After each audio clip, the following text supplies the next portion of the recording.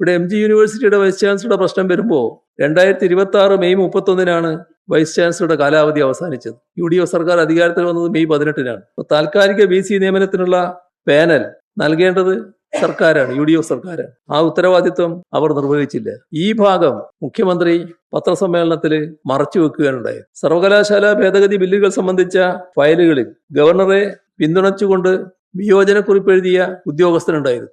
അദ്ദേഹത്തെയാണ് തെരഞ്ഞുപിടിച്ച് ഇപ്പോൾ ഉന്നത വിദ്യാഭ്യാസ വകുപ്പിന്റെ തലപ്പത്ത് UDF സർക്കാർ നിയമിച്ചിരിക്കുന്നത് എന്നതും ഇതിനോടൊപ്പം ചേർത്ത് വായിക്കേണ്ടതാണ്. സർക്കാരിനെതിരായ വ്യവഹാരങ്ങളിൽ ഗവർണർക്ക് വേണ്ടി ഹാജരായ അഭിഭാഷകനെയാണ് അഡ്വക്കേറ്റ് ജനറലായി UDF സർക്കാർ നിയമിച്ചിരിക്കുന്നത്. കോൺഗ്രസ് അനുകൂല സംഘടനാ നേതാവ് രൂപീകരിച്ച സേവ് യൂണിവേഴ്സിറ്റി ഫോറം ഗവർണർക്ക് വേണ്ടി അന്നത്തെ സർക്കാരിനെതിരെ ബിനാമി യുദ്ധം നടത്തിയതും നാം കണ്ടതാണ്. ഉന്നത വിദ്യാഭ്യാസ മേഖലയിൽ ഗവർണറുടെ നിയമവിരുദ്ധമായ ഇടപെടലുകൾ, അതിനെതിരായ രാഷ്ട്രീയ നിയമ പോരാട്ടങ്ങൾ അത് അവസാനിക്കേണ്ടതല്ല, അത് തുടരേണ്ടതായിട്ടാണ് ഇരിക്കുന്നത്. ഇതിലെല്ലാം ശക്തമായ നിലപാട് സ്വീകരിക്കാൻ UDF സർക്കാർ തയ്യാറുണ്ടോ എന്നതാണ് പ്രസക്തമായ പ്രശ്നം.